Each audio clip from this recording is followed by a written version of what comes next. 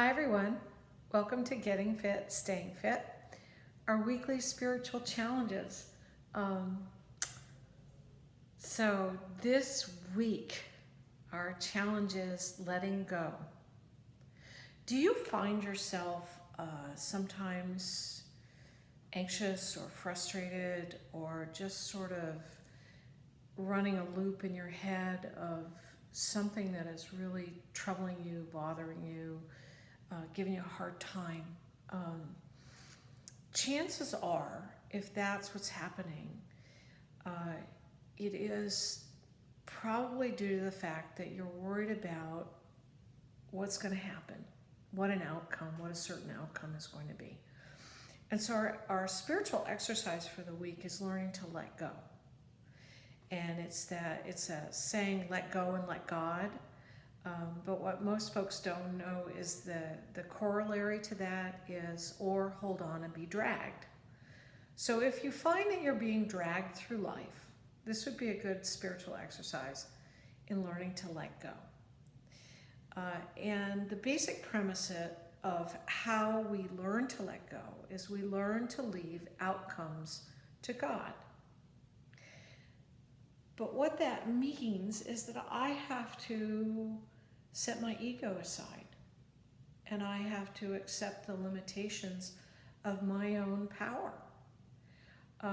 The only thing I have power over or any sense of control over are the choices that I make and the access I give people to me.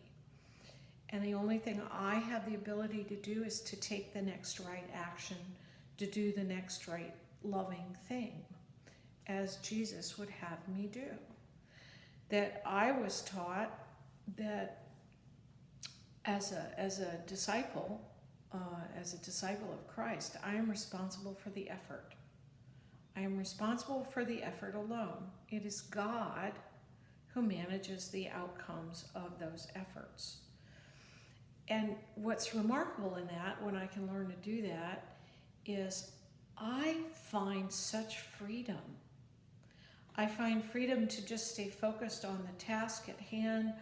I find freedom in not having to worry about what an outcome is going to be.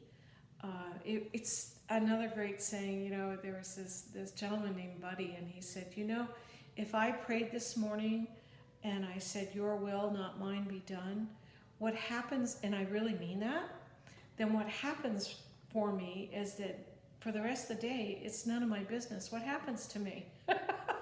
It's just, there's just such freedom in that. And there's many a day when I just say, just keep moving forward, Brenda, just do the next right thing. And by the end of the day, when I haven't worried about how it's all going to look at the end of the day, things over which I am powerless, I've had a really, really wonderful day. But when I don't, and I get anxious and I get worried and I get really frightened sometimes as to what's going to happen, which, by the way, I can never project or figure out anyway. What happens is I really do get dragged, and I end up in a lot of emotional and spiritual pain.